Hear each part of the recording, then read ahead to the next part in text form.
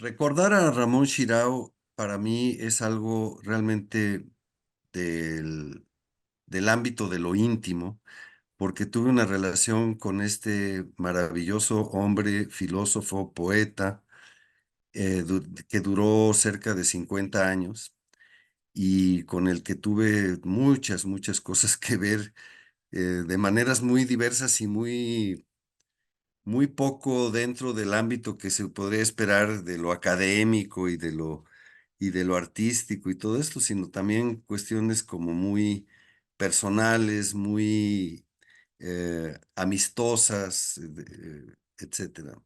Fue realmente un espíritu que recorrió la cultura mexicana en todos sus rincones, en todos sus matices, en todas sus expresiones, y que me parece que fue tan discreto y tan certero en su participación en la cultura mexicana, que simplemente dejó una huella casi invisible, pero presente en todo el mundo. Parece que Ramón Shirao influenció la obra de muchos escritores, influenció el arte de muchos artistas, eh, fue maestro de muchos pensadores y artistas y escritores, y me da mucho gusto que podamos hoy darle este reconocimiento a los 100 años de su nacimiento. Conocí yo a Ramón en realidad antes de conocerlo, porque en mi familia, que era una familia del exilio español, circulaban varios nombres de amigos, de gente cercana o no tan cercana, pero conocida, y que era esta circulación de nombres, que eran los nombres de gentes como Max Sau, Juan Gil Albert, Josep Renau, León Felipe, José Benlliure, el propio Shirao. Era un poco como un intento de generar una territorialidad, una tierra común en esta cosa que José Gauss llamó los transterrados, ¿no? Este mundo de los transterrados, el exilio español en México. Y al conocerlo de esa manera, pues ya era familiar para mí cuando por fin llegué a conocerlo, pero lo conocí de una manera muy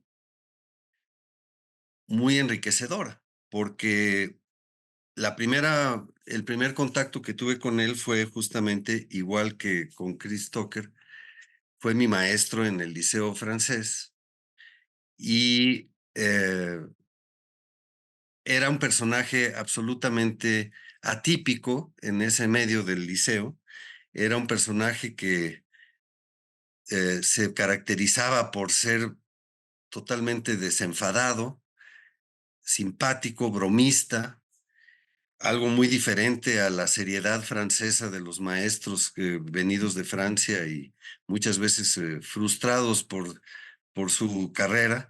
En cambio, Ramón se notaba que era un profesor enamorado de su materia, enamorado de la filosofía y también enamorado de la enseñanza de sus alumnos, de la relación con los alumnos.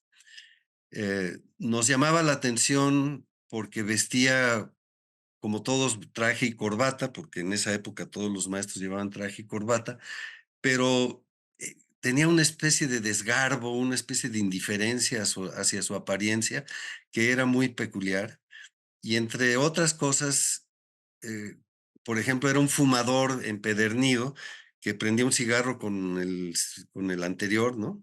Y siempre tenía el traje lleno de ceniza, ¿no?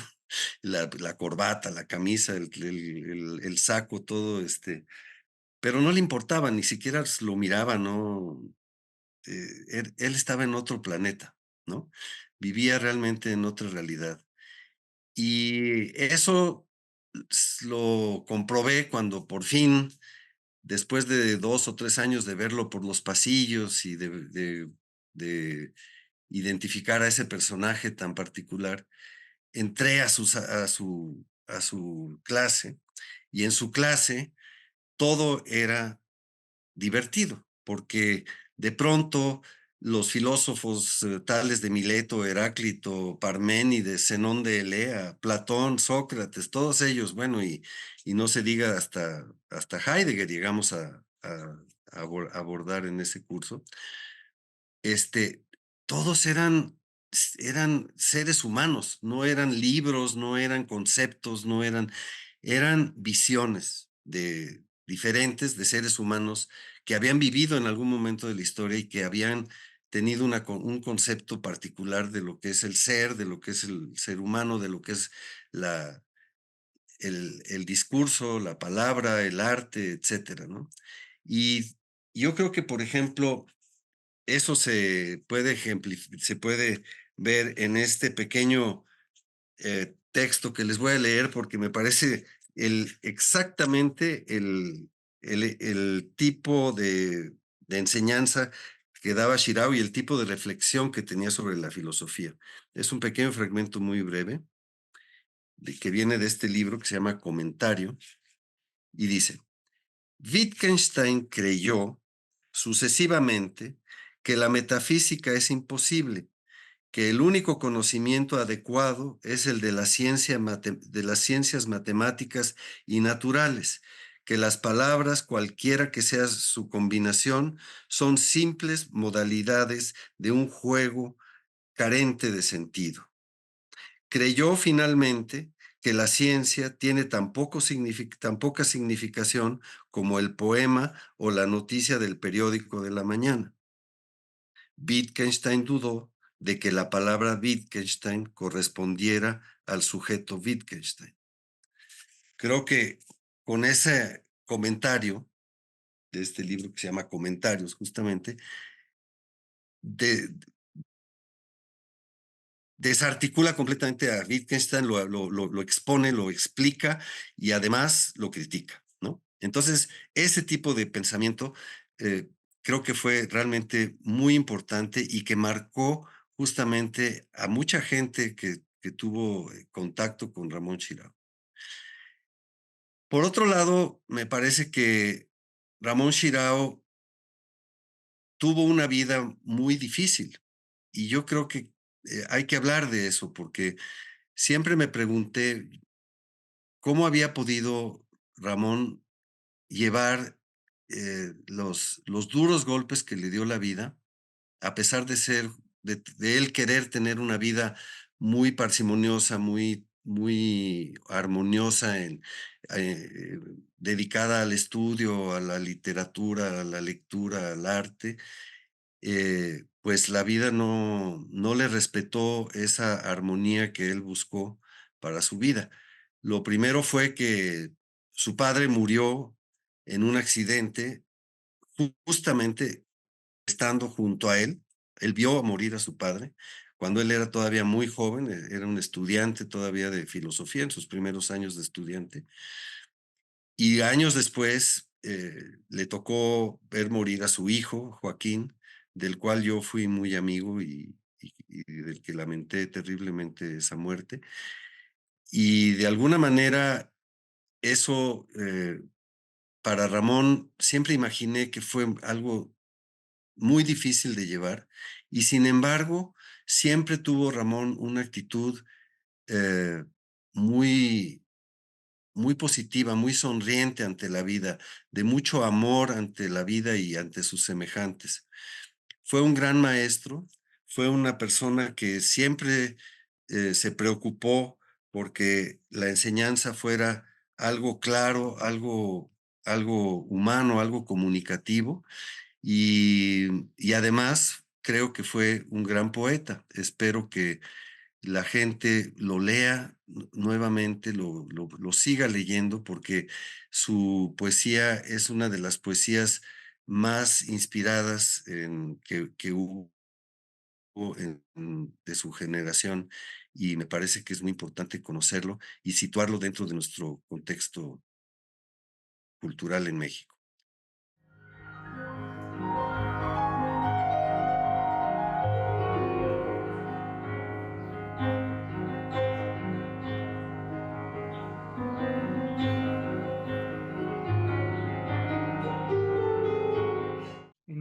al ilustrísimo pensador, poeta, filósofo y crítico Ramón Chirao, resulte otra vez la admiración que debemos tener hacia él en el campo de las letras en México. Como he dicho, fue en el Liceo Franco-Mexicano que nos conocimos por primera vez. Ahí él avivió mis tendencias juveniles hacia lo profundo de la literatura y de la filosofía. Esta profundidad consistía en una admiración hacia lo literario y lo filosófico. Habiendo conseguido sido en filosofía y letras con él al principio, tuve la oportunidad de inscribirme en la Universidad de Londres y más tarde de Essex, donde tuve al ilustre catalanista Arthur Terry, que ha escrito un estudio de la poesía de Ramón, y más tarde, regresando a México, lo seguí casi como perro en CEU, no ya como alumno regular, sino como oyente, siempre siguiendo su persona y su pensamiento. Habiendo podido cursar la maestría, aprendí a leer el catalán y gozar de su poesía, así más bien, guiado por su tradición y en las traducciones del libro completo de su poesía, del que voy a leer algo, de Andrés Sánchez Robaina. Seguimos este grupo de interesados en tertulias, bueno, reuniones en UNAM, hasta que hubo un periodo con un ilustre, no sé llamarlo, el MOSH, que tuvimos que continuar las tertulias o las reuniones en su casa. Ahí fue un pequeño grupo que se trasladó de CEU a su casa y nos reunimos semanalmente. Sin embargo, fueron disminuyendo con los años hasta solo quedar, si ustedes lo han adivinado, yo solo y claro, su muy querida esposa Ana María. Seguimos leyendo hasta que hubo el COVID-19 me ahuyentó de su casa personalmente y tuvo la mala fortuna de fallecer también Ana María. Y ahí se cortó la comunicación. Entonces yo estoy muy agradecido por revivir esto y pienso que debemos aprofundizar y releerlo y honrarlo, sobre todo en este centenario. Pues si podemos honrar a ilustres como Shakespeare o Joyce o Calderón de la Barca, etcétera, en sus centenarios, yo creo que está a la par Ramón. Entonces quisiera concluir con mi poema favorito bueno, de Ramón, de su poesía completa. Me voy a aventurar a leerlo en catalán porque sé el amor que tenía Ramón hacia su lengua materna y el juego de palabras que en ella ocurre. Lo voy a leer primero en catalán y luego en español. Eh, Hay un juego de palabras, de sonidos lenguas que heredó de poetas tales como Dylan Thomas y otros, y sobre todo, como mencionó Mariana, los trovadores, una época del sur de Francia, provenzal, que era uno de sus favoritos. Se llama Darnau y Joyce, dos autores, Darnau, un trovador, y Joyce, bueno, todos lo conocemos, James Joyce. Laura mamarà, Arnau Daniel, ambiguamente, Laura, les aures, les conculles del mar, les sombres del principi. Laura mamarà, y no es un shock, son paraules cercanas, exactas. Nostalgia, Arnau, d'un mar, amor, camarà. I el vent divers, river run past Eve and Adam. De tots els cercles, tots els cicles, vites of recirculation, recirculació, dico, abstracta, net de record, abstracte, net com la pedra, abstracta. I tan present Arnau com fin, i fin again, la llum del foc que neix és el foc que s'apaga, més enllà de l'Arnau d'Eva i Adam. Tots els camins del món, ara, en el vol lentíssim de les ombres, que no recordo si River Run, si Ribamar, si Río Retorn del món.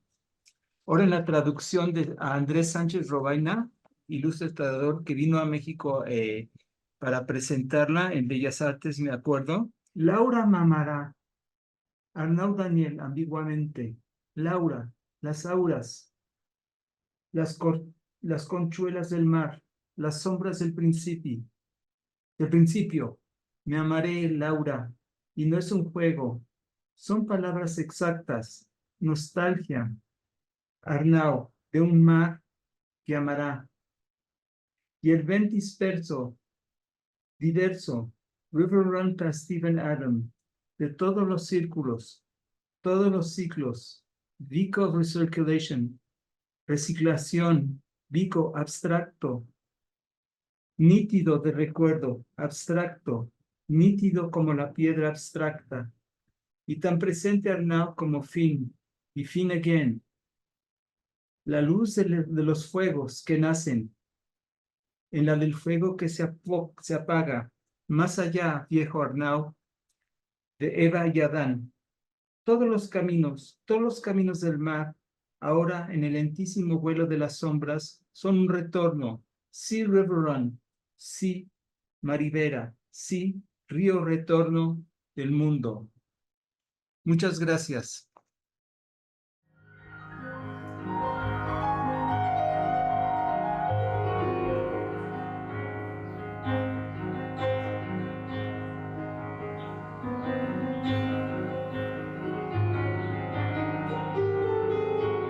Me encuentro muy agradecida por esta invitación, donde vamos a celebrar el centenario del nacimiento de Ramón Shirao.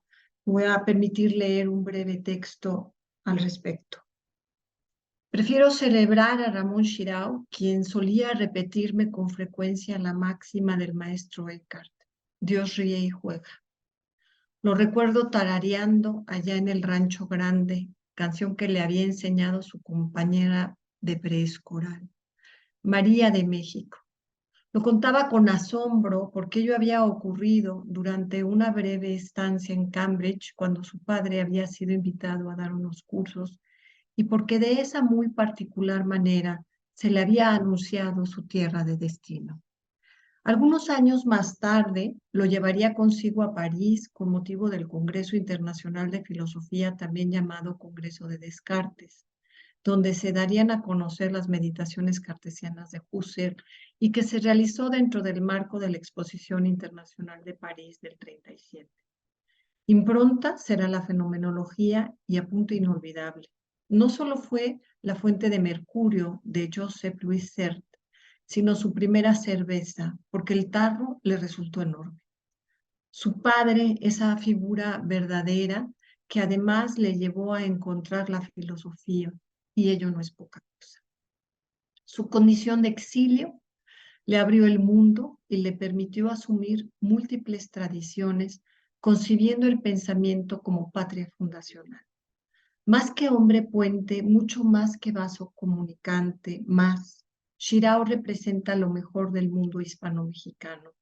Baste mencionar su labor como crítico literario, como fundador y editor de la revista Diálogos, como animador de la vida cultural en el Centro Mexicano de Escritores o Casa del Lago, como miembro de la Academia Mexicana de la Lengua, como defensor de la educación entendida bajo el signo amoroso del conocimiento y de la inteligencia, en tanto bien preciado, fuera en la facultad como en los institutos de investigación de filosofía y filológicas, la Asociación Mexicana de Filosofía, la Universidad de las Américas, el ITAM, la Universidad Iberoamericana, por mencionar algunos, y sin olvidar su muy querido Colegio Nacional, cuyo ingreso, lo dijo en reiteradas ocasiones, fue uno de los mayores honores recibidos en su vida.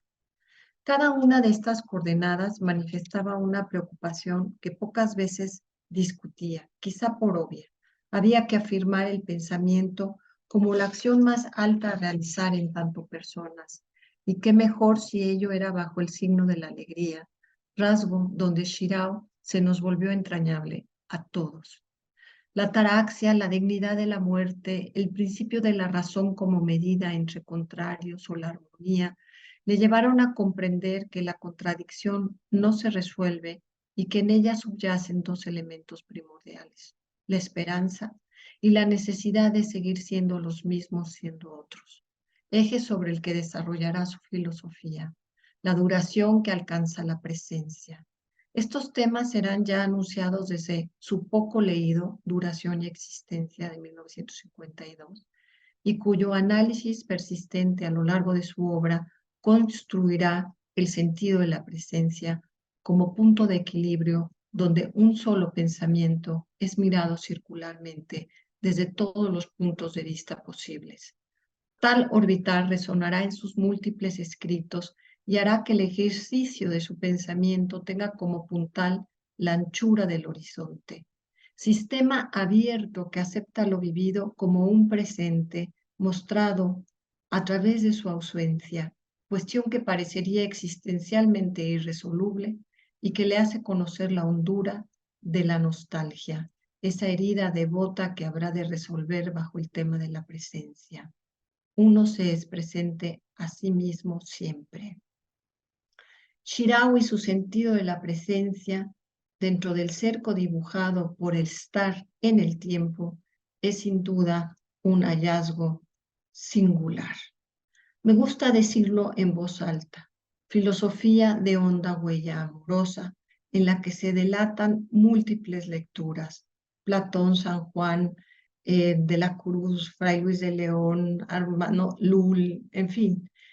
Yo diría que si Maimónides escribió su guía de perplejos, Shirao hará lo propio con su sentido de la presencia. Y yo agrego que además el sentido de la presencia es algo así como de la consolación del alma.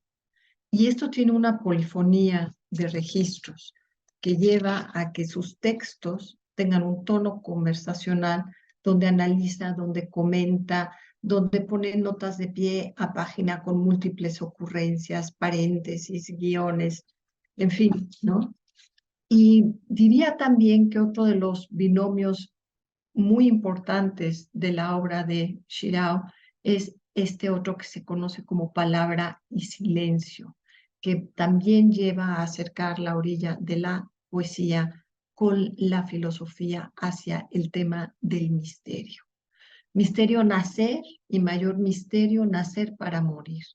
Quizá por eso leía de forma constante los últimos versos de La Vida Nueva de Dante. Lo cito, el amor que mueve el cielo y las estrellas. O el verso de Maragall de Cántico Espiritual, séame la muerte un mayor nacimiento. O el de Guillén, soy más, estoy, respiro. Diría perder memoria, ganar olvido para entrar en la alta experiencia mistérica de desprenderse para habitar el silencio. Recuerdo otras cosas de Shirao, por ejemplo, su pluma Schiffer de cuerpo negro y punto de oro que estaba junto a su máquina de escribir, los diccionarios de etimologías atrás de su silla, la postal de la Virgen de Montserrat, su recitar quedo los versos de los trovadores, los lilas de las jacarandas que asomaban por las ventanas del estudio, las camelias blancas en flor del jardín, el café con leche a media mañana, sus anotaciones de letra pequeña para dar clases que luego le resultaban ilegibles, las llamadas del sábado por la tarde para ponernos al corriente de la semana. Me hacía gracia luego verlo buscar los lentes que coronaban su cabeza o los cigarros en los bolsillos cuando hacía tiempo que había dejado de fumar. Y mientras ocurrían estas cosas, discutíamos claros oscuros de la razón poética de Zambrano o esas cuestiones mínimas sobre el correr de los días. Siempre supo hacer que la duda no fuese en mí un pan ácimo, porque en él el sosiego siempre fue compañía, que presupongo se debía a la claridad que tenía sobre la mesura humana. Y si refiero estas situaciones vitales, es para señalar lo que significó para muchos el saberlo un puerto seguro para los embates inigualables de la vida. Y lo era porque a pesar de su aparente naturaleza distraída, siempre fue un hombre bien hallado y, por supuesto, un extraordinario ser humano. Muchas gracias.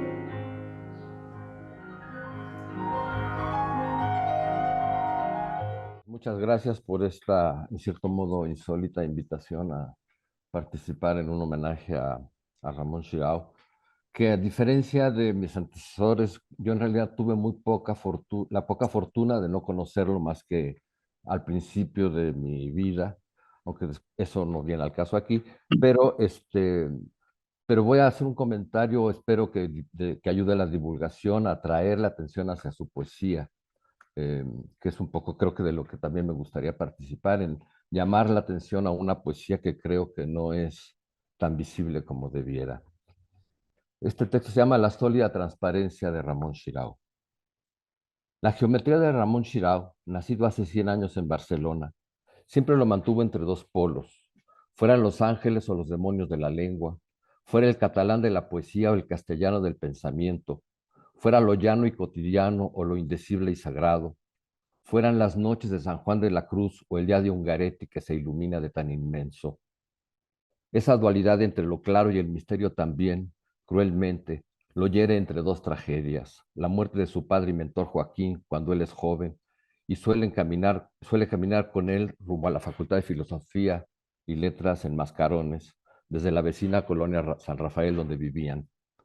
Y la pérdida absurda de su hijo, de su joven hijo Joaquín, pupilo suyo y también poeta, que puedo imaginar que también debieron llegar juntos a la escuela, el padre maestro del Liceo Franco Mexicano, como recuerda Rafael, y el hijo en el hoy desaparecido Instituto Patria, a 4 cuadras de distancia sobre la misma calle. Aunque no sea evidente en una primera impresión, Ramón Xirau es un poeta valiente que no le teme a ninguna imagen ni a su opuesto, la imposibilidad que dicta lo invisible. Por donde se le asedie es un caso raro, único. Mexicano la mayor parte de su vida, como poeta es y solo es catalán, porque no es un autor sino dos. Piensa, enseña y conversa, filósofo congénito en castellano, mas la poesía, desde el primer momento en los 20 de su edad, sucede en catalán a tal grado que nunca se traduce. Tan cercanos que podrían estar, el pensar y el cantar son mutuamente intraducibles. Lo harán sus amigos Octavio Paz, Peregrine Ferrer, y sus pupilos como Marco Antonio Campos. Finalmente, Andrés Sánchez Robaina nos dará la versión bilingüe de su poesía completa en 2007. Es, con Agustí Bartra, el gran poeta catalán de México. Una poesía delicada, escueta, precisa, más en el original de su lengua, tan económica, a la manera del inglés, que nuestro desbocado y deslenguado idioma español. A la vez, como su paisano Luis Villoro, ocupa un lugar decisivo en nuestra tradición filosófica, comenzando por su introducción a la historia de la filosofía, que miles de bachilleres recorren desde hace 60 años, o su clásico Palabra y Silencio del 68, hasta el más fino y cristalino ensayo teórico crítico de su obra mayor, tan cercana con frecuencia a la poesía como lenguaje de lo sagrado, así en San Juan como en César Vallejo. Siendo un maestro de ideas, es un artista de imágenes, solo imágenes. Poeta mediterráneo que evoca las piezas para piano de Satie, Ravel, Messiaen Montpou, el celo de Valéry, la sensatez de Juan de Mairena, sin ceder a la fijeza en las cosas que prosaicamente predica Francis Ponge. El nombre de cada cosa en su espacio de realidad no evita un oído atento a la voz intangible de los pájaros. El propio Xirau escribe en referencia a su amado Juan de Yepes: las imágenes, más que espejos, son ventanas. Así, al recorrer su poesía a partir de 10 poemas del 51 y El espejo enterrado del 55, a la amplitud de gradas de 1979 y Naturalezas vivas de 91, uno encuentra siempre la misma voz sosegada.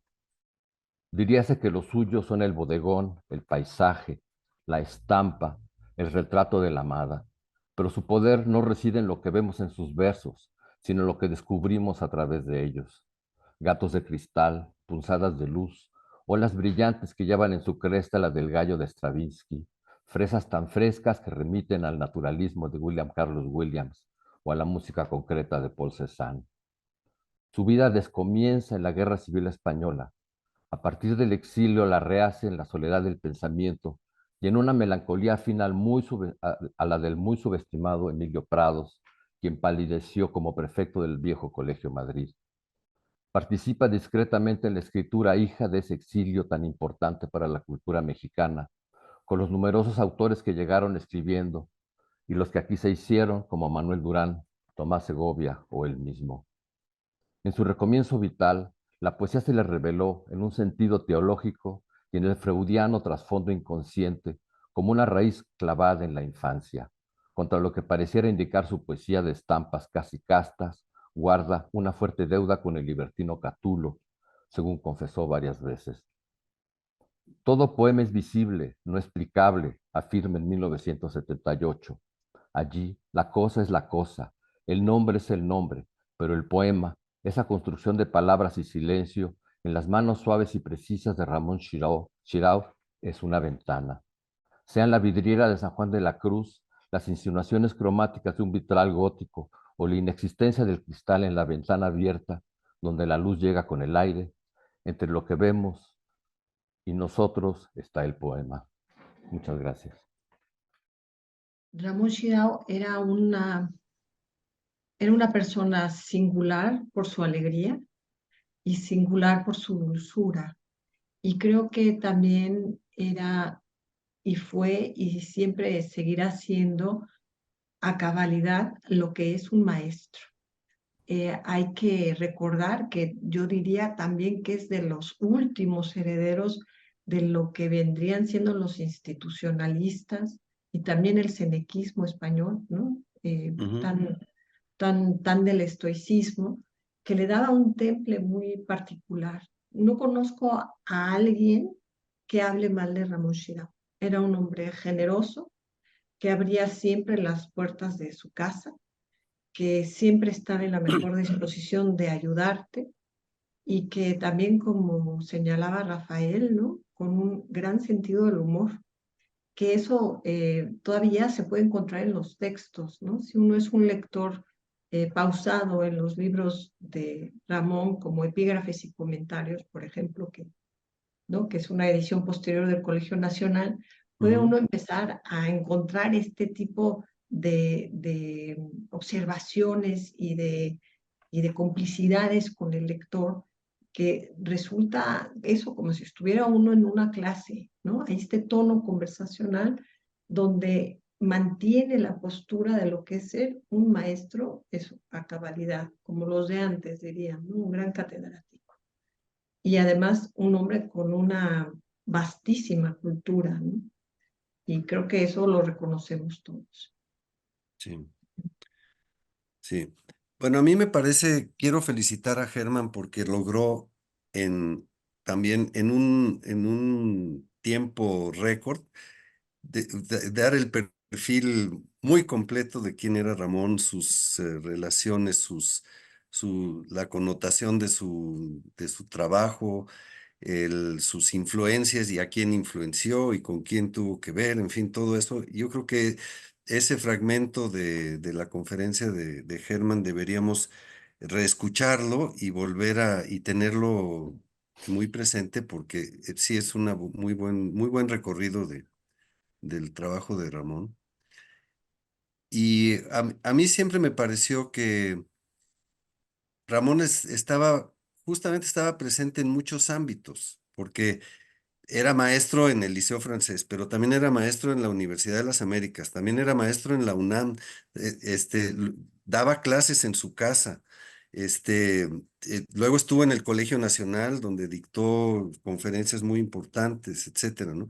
Entonces, toda esta trayectoria en el fondo fue como ir llenando los cimientos de gente que no tenía la metodología, la disciplina, y estos antecedentes, como tú mencionas bien, del cenequismo español, de esta gran corriente humanista que había y que se manifestó de manera muy, muy abierta y muy definitiva en la República Española, ¿no? Durante los tiempos de la República y también con los antecesores como Unamuno, como Galdós, etcétera, ¿no?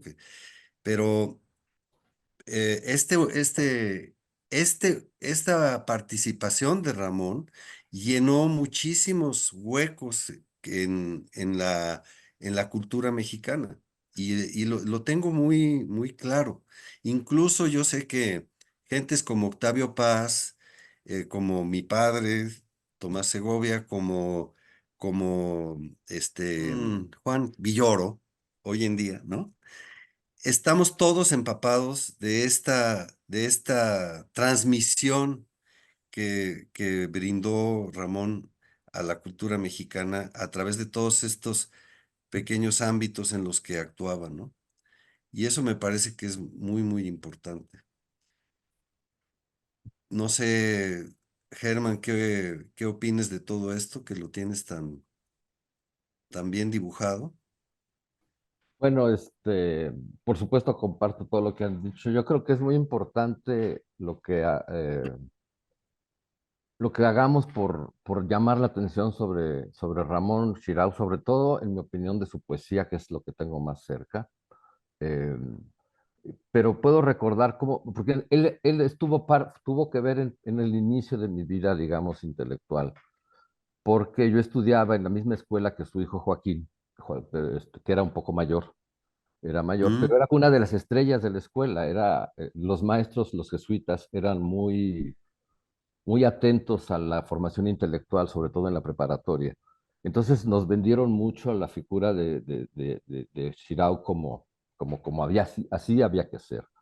Y su padre era, bueno, el autor del libro que básicamente usábamos en filosofía, aunque nuestro maestro de filosofía, un jesuita, Ignacio Palencia, tenía una especie de guerra con Shirao. Yo creo que había sido su alumno, era una especie de parricidio.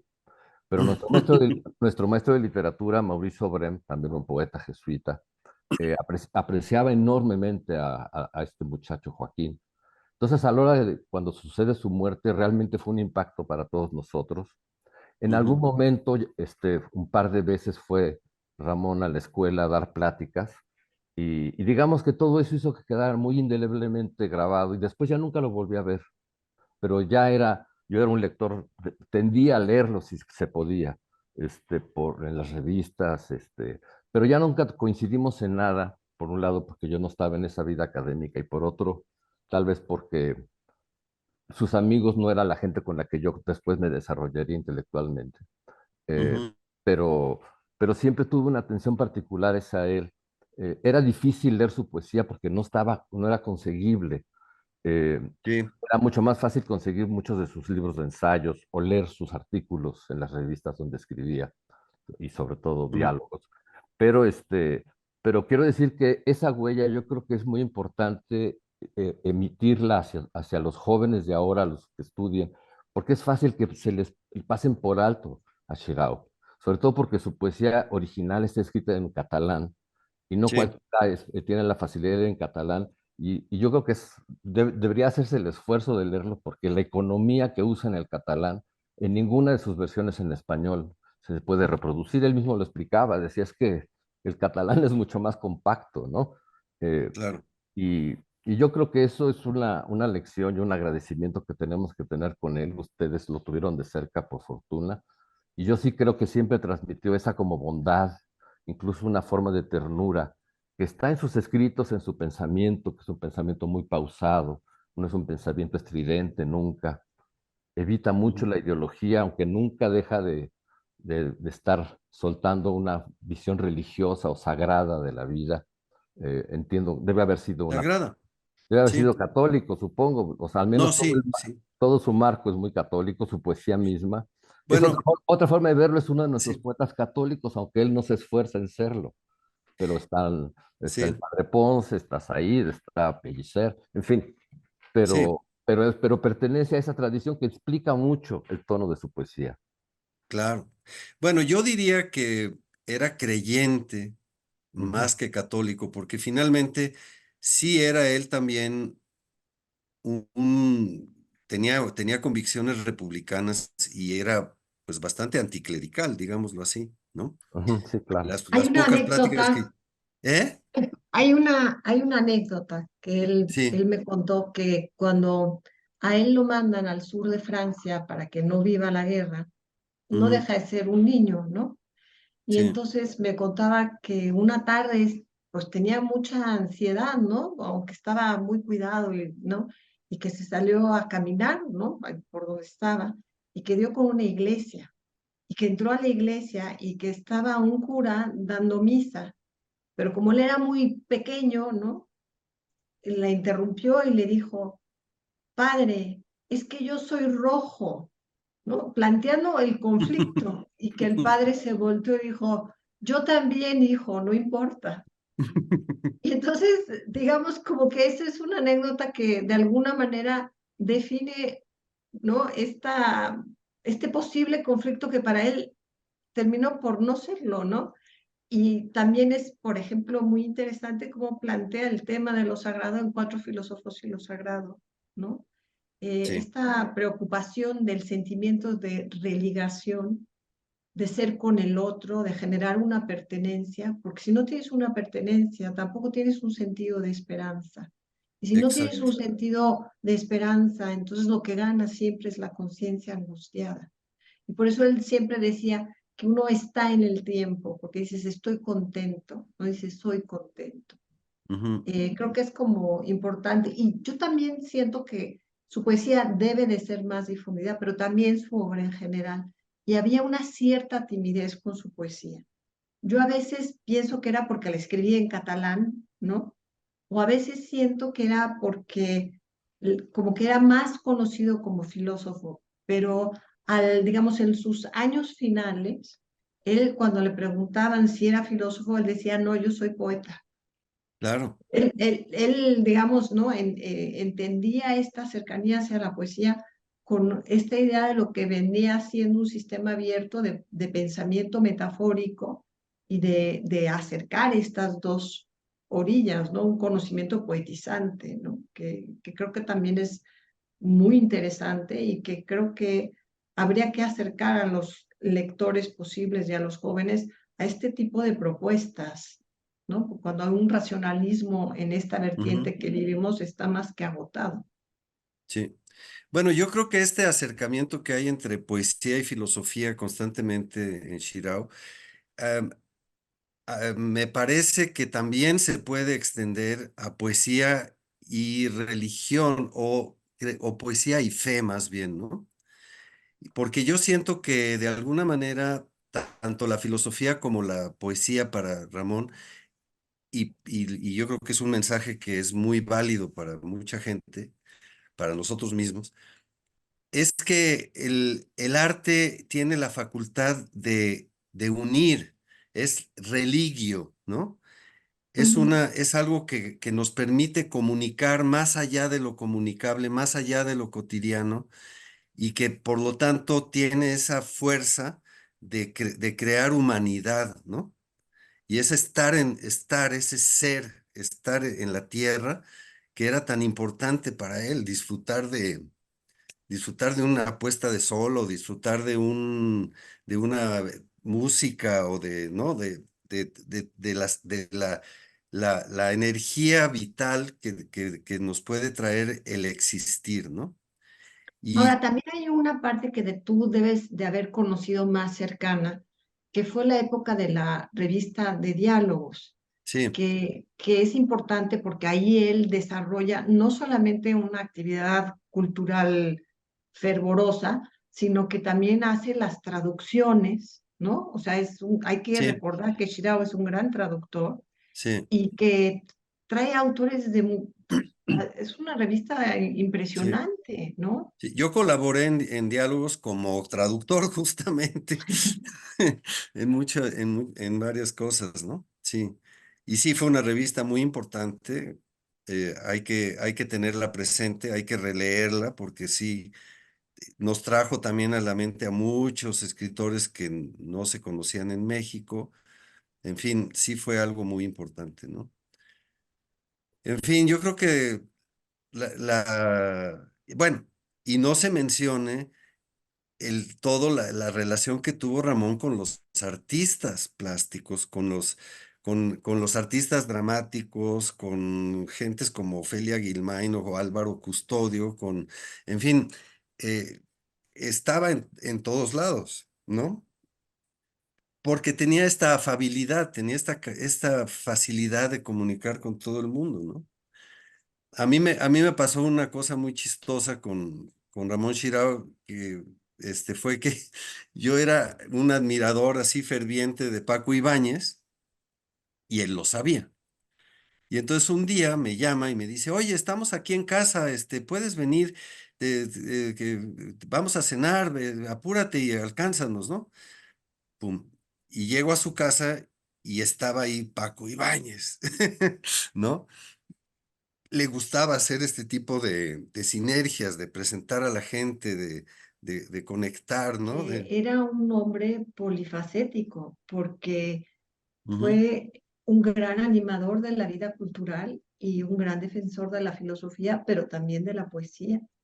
Y como señalaba Rafael, era una gente que sabía de música, que le gustaba la pintura, que eso, que fue un gran animador de la vida cultural. Yo creo que la obra misma de Ramón en su conjunto, que de hecho se está publicando toda la obra completa por Colegio Nacional, te da esta visión de lo que estoy refiriendo.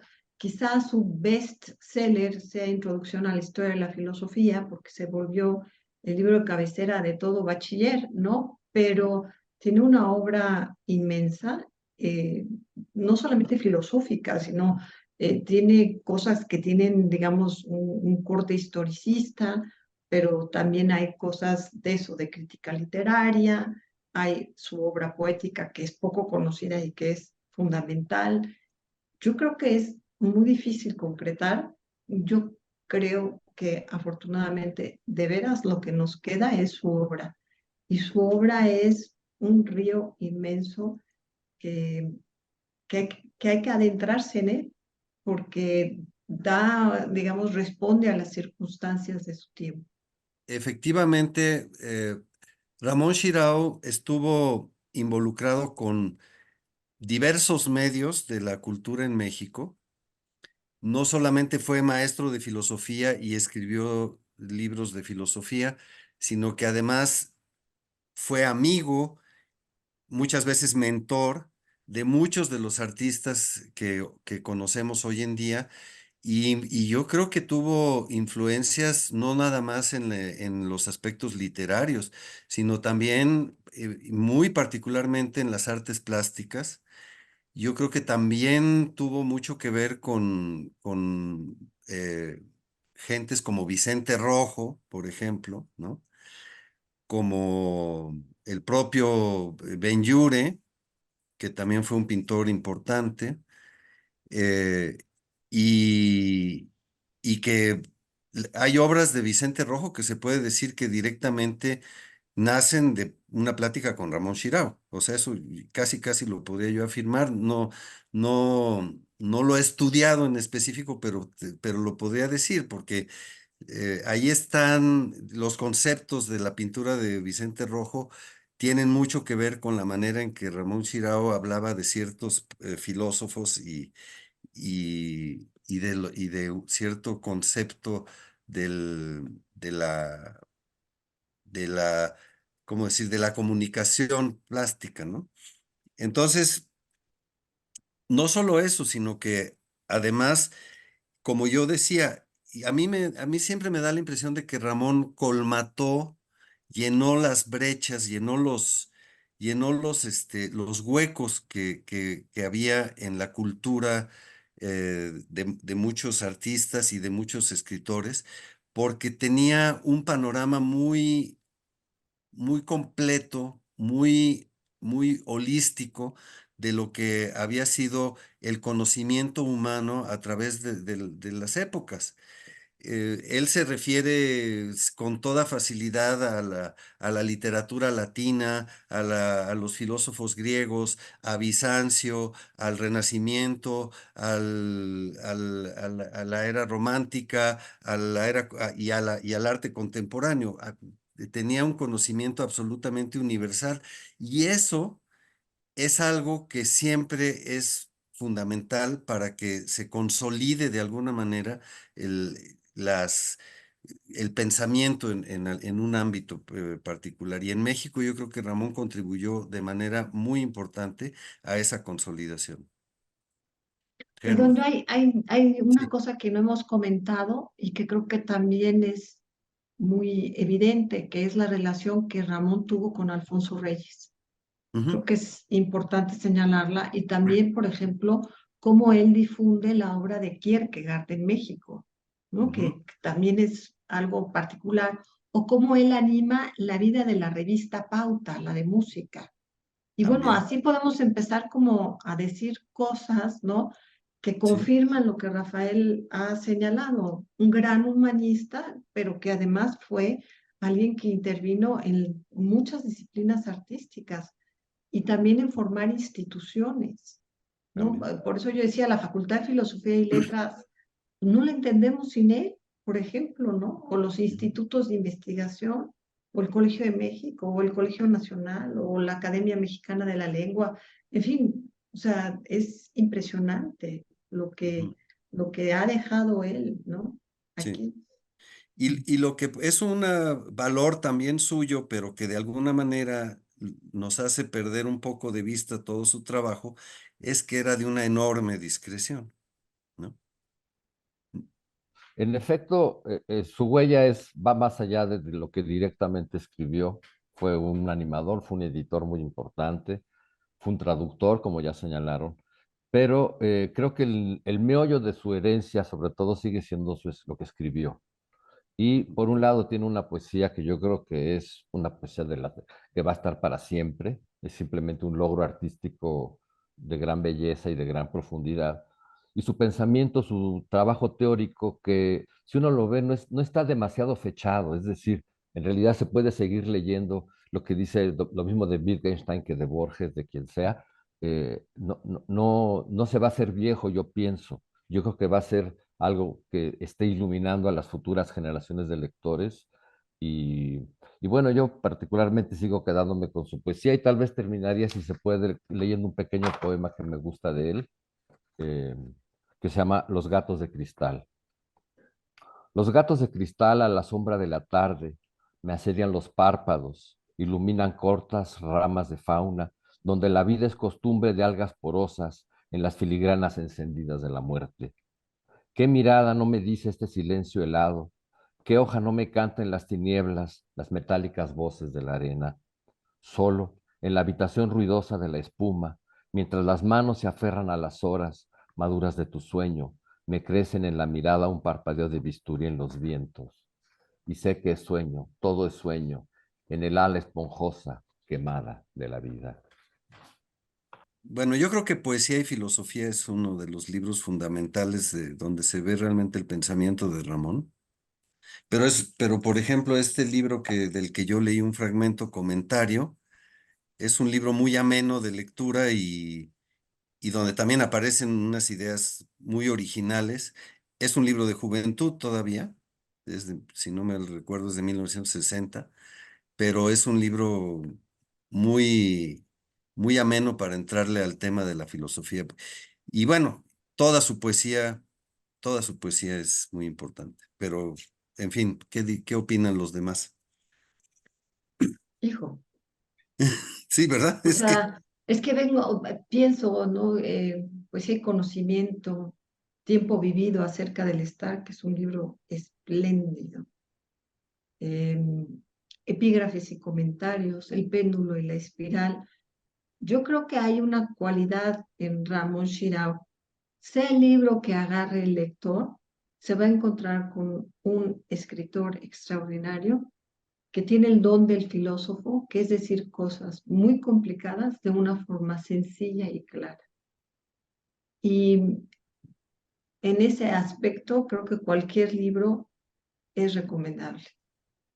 Y la poesía, bueno, pues ha salido la obra completa, ¿no? Está la edición de Fondo de Cultura Económica, pero también está la del Colegio Nacional. Así que sea cual sea el cariño que tenga el lector, sea más hacia la poesía o la filosofía, cualquier libro de él es imperdible. Bueno, yo pienso lo mismo que Mariana, que la eh, que cualquier por donde es que cualquier puerta nos puede llevar bien a lo que es el trabajo de Shirao. Pero por supuesto voy a insistir en su poesía, está la poesía completa, la del fondo tengo entendido que está prácticamente agotada, la del Colegio Nacional pues es una edición de alguna manera un poco inaccesible para el público general. Yo creo que haría falta alguna buena antología. Curiosamente, de 4 antologías de poesía catalana que consulté, no viene él en ninguna, este, pero tampoco conozco más de eso. Yo creo que hay que dar a conocer su poesía. Además, es tan una su poesía que yo creo que, o bien publicar sus libros por separado, sobre todo sus libros mayores, de manera en colecciones de poesía. Y además ahora también la poesía circula en las redes y en eso. Habría tal vez que hasta hacer una página de él, de manera de que la gente pueda acceder a él eh, desde cualquier lugar y con distintas motivaciones. Yo creo que es simplemente un tesoro que está allí y que hay que hacer accesible. Ahora sí que democratizar el trabajo que hizo Ramón Chirao. Libros fundamentales, como mencionó Mariana, poesía y conocimiento, porque a mí tanto el conocimiento, que yo he equipado con la filosofía, es un método de conocimiento, y otro más intuitivo es la poesía. Pero me quedo con uno por su título, un libro que es una compilación de los grandes filósofos de todas las edades, La naturaleza del hombre, porque en último término, lo que nos importa es la naturaleza del hombre. Fue un hombre, pero ¿qué hombre? Y todos somos hombres y debemos tener esto en mente. Por eso escojo ese título. Yo quisiera que sigamos estudiando, que se instaure un seminario tal vez en CEU, en la UNAM o en el Colegio de México o otros lugares, y yo lo seguiré estudiando, pero yo creo que podemos seguir leyendo y conociendo el sol bajo es un poema de Ramón. Quiero terminar con un poema de Ramón. Se llama Joc 3. En el bar Manet, Dios la noia de la nit. Y en 1912 es deien Véritable prélude flasque pour un chien.